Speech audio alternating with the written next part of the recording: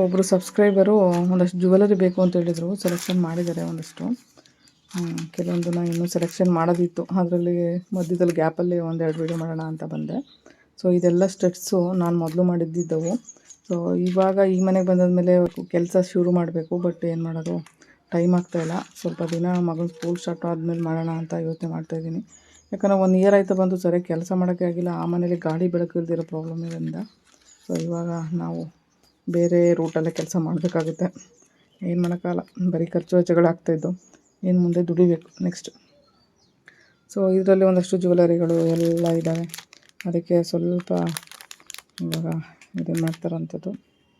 ಅದರಲ್ಲಿ ಇದೊಂದು grand jewellery ಇದೆ ನೋಡಿ, ಜುಮ್ಕ ಎಷ್ಟು ಚೆನ್ನಾಗಿದೆ. ಬಟ್ ವೆಯ್ಟ್ಲೆಸ್ಸು, ಏನು ವೆಯ್ಟ್ ಇದೆ ಅಂತಲೇ ಅನ್ನಿಸ್ತಲ್ಲ ನನಗೆ. ಚೆನ್ನಾಗಿದೆ. ಸೊ ಇವಾಗ ಒಂದಷ್ಟು ಜ್ಯುವೆಲರಿನ ಕೊಡಬೇಕು.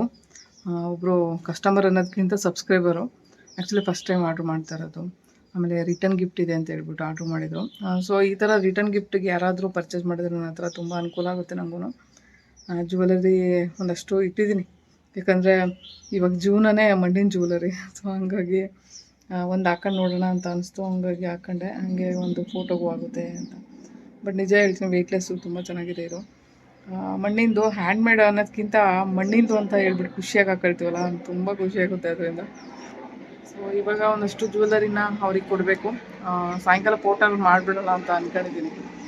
ನೋಡು ಹೇಗಾಗುತ್ತೆ ಏನು ಕತೆ ಅಂತ. ಬೆಳಗ್ಗೆಯಿಂದ ಇಲ್ಲಿ ಹೆಲಿಕಾಪ್ಟರ್ ಓಡಾಡ್ತಾ ಇತ್ತು, ಅದೇನಕ್ಕೆ ಓಡಾಡ್ತಾ ಇತ್ತು ಗೊತ್ತಾಗ್ತಿಲ್ಲ ನನಗೆ. ಸೊ ಇವಾಗ ಒಂದಷ್ಟು ಜ್ಯುವೆಲರಿ ಇಟ್ಕೊಂಡಿದ್ದೀನಿ ನೋಡಿ. ಇಲ್ಲಿ ಸೆಲೆಕ್ಷನ್ ಮಾಡಿ ಕೆಲವೊಂದನ್ನು ಅವ್ರಿಗೆ ಕೊಡೋದಿದೆ. ಸೊ ಇಲ್ಲೆಲ್ಲ ಇದೆ ನೋಡಿ. ಮತ್ತು ಈ ಜುಮ್ಕಾ ಕಲರ್ಸಲ್ಲಿ ಅವೈಲೇಬಲ್ ಇದೆ, ಯಾರಿಗಾದ್ರೂ ಬೇಕಿದ್ದರೆ ಕಾಂಟ್ಯಾಕ್ಟ್ ಮಾಡಿ. ಇನ್ನೊಂದೆರಡು ಕಲರ್ ತೋರಿಸ್ತೀನಿ.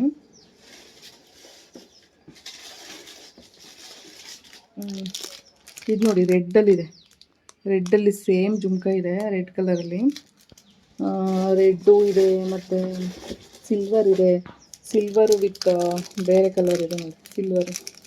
ಬಟ್ ಏನು ಗೊತ್ತಾ, ಹಿಂಗೆ ಇಟ್ಕೊಂಡ್ರೆ ಚೆನ್ನಾಗಿ ಕಾಣಿಸಲ್ಲ ಅದು. ಬಟ್ ಹಿಂಗಿದೆ ನೋಡಿ, ಚೆನ್ನಾಗಿದೆ. ಎಲ್ಲ ಕಲರ್ಸಲ್ಲೂ ಅವೈಲೇಬಲ್ ಇದೆ. ಇದು ತುಂಬ ಚೆನ್ನಾಗಿ ಕಾಣಿಸುತ್ತೆ. ಬೇಕಂದರೆ ಆರ್ಡ್ರ್ ಮಾಡಿ ನೋಡಿ. ಲೈಟ್ ವೆಯ್ಟು, ಏನು ವೆಯ್ಟ್ ಅಂತಲೇ ಗೊತ್ತಾಗ್ತಿಲ್ಲ, ಯಾಕಂದರೆ ವೆಯ್ಟ್ ಇದ್ದರೆ ಪೂರ್ತಿ ಕಿವಿ ಕೆಳಗಡೆ ಬೀಳುತ್ತೆ. ಸೊ ವೆಯ್ಟ್ಲೆಸ್ಸು ತುಂಬ ಚೆನ್ನಾಗಿದೆ. ಅದು ಬಿಟ್ಟರೆ ಇದೊಂದು ಚೆನ್ನಾಗಿದೆ, ಹೊಸದು ಇದು.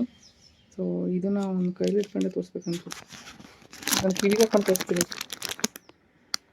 ಸೊ ಒಂದನ್ನು ತೆಗ್ದುಬಿಡ್ತೀನಿ ನಾನು, ತೆಗ್ದುಬಿಟ್ಟು ಒಂದು ಕಿವಿಗೆ ಹಾಕೊಳ್ತೀನಿ. ಪೂರ್ವಿ ಬರೀ ಸೌತೆಕಾಯಿ ಮಾತ್ರ ಎರಿಯಮ್ಮ. ಇದು ಅದೇನು ಏನು ಹೇಳೋಕ್ಕೆ ಗೊತ್ತಲ್ಲ, ಅದು ಸಿಪ್ಪೆ ಮಾತ್ರ ಎರಿ. ಇದು ಏನು ಮಾಡಬೇಡ, ನಾನು ಬರ್ತೀನಿ. ಸೊ ಒಂದೇ ಒಂದು ಹಾಕೊಂಡು ತೋರಿಸ್ತೀನಿ. ಇದು ಕೂಡ ಪುಟ್ಟದಾಗಿ ಚೆನ್ನಾಗಿದೆ.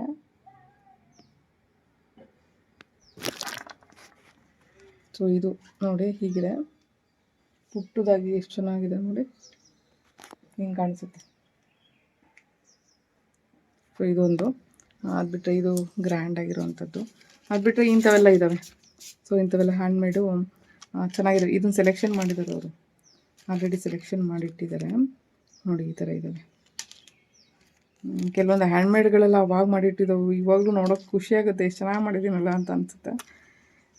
ಬಟ್ ಇನ್ನೂ ಮಾಡೋದಿದೆ. ಅಯ್ಯೋ, ಇದೇನು ಹ್ಯಾಂಡ್ಮೇಡ್ ಅಂದರೆ ಸಮುದ್ರ ಇದು, ಎಲ್ಲಿಗೆ ಹೋಗ್ಲಿತ್ತೀವಿ ಅಂತ ಗೊತ್ತಾಗಲ್ಲ ಒಂದೊಂದು ಸಾರಿ. ಅಷ್ಟು ಡಿಸೈನ್ಸ್ ತಲೆಗೆ ಬರುತ್ತೆ. ನನಗಂತೂ ಹ್ಯಾಂಡ್ಮೇಡ್ ಮಾಡೋದ್ರಲ್ಲಿ ಸಖತ್ತು ಇಂಟ್ರೆಸ್ಟು, ತುಂಬ ಇಷ್ಟಪಟ್ಟು ಮಾಡುವಂಥ ಕಲೆ ಈ ಮಣ್ಣಿದು. ಸೊ ಅದಕ್ಕೆ ಇನ್ನು ಮುಂದೆ ಚೆನ್ನಾಗಿ ವರ್ಕ್ ಮಾಡಬೇಕಂತ ಆಸೆ ಪಟ್ಟು ಮಾಡ್ತಾಯಿದ್ದೀನಿ.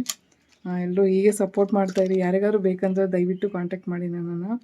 ಒಂದಷ್ಟು ಮಣ್ಣಿನ ಜ್ಯುವೆಲರಿಗಳು ಇವಾಗ ಅದೇ ಜೀವನ ಆಗಿದೆ ನನಗೆ. ಹಾಗಾಗಿ ನೋಡಿ ಎಷ್ಟು ಚೆನ್ನಾಗಿ ಕಾಣ್ತಾಯಿದೆ.